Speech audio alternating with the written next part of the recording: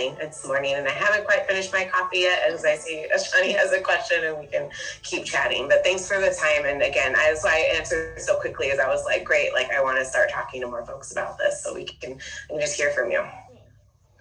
Thank you. Thank you. Go ahead. Yeah, so I hear a lot of noise, if you will, for lack of a better term, right? Noise about how the ideal situation is to have the unhoused around services, right? They need access to services. So my question for you is, what services really are there to help these individuals that are along the Freeport corridor, if you will?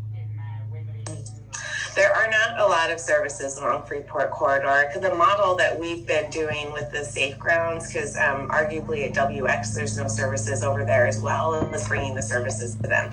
And so sending out case managers and starting to do assessments to figure out, who's got what need, are they on SSI? Did they have a mental health case manager with the county that they've lost contact with? Like starting to do that work kind of on site. The ideal scenario would be to have these located in locations where they were surrounded by all of these resources, and that's not something I'm giving up on. I've got a few other sites that are actually outside of my district that I keep poking people about, where I'm like, what about, like there's this facility called Boys Ranch, you may have heard of. It was a former juvenile facility. It's 500 beds. It's empty. The county's been paying millions of dollars for this facility, and I'm like, wouldn't that be a great place for people who have really high needs to get like wraparound services, and we could partner with the hospitals, and we could like really do some good for people who need that kind of intense services.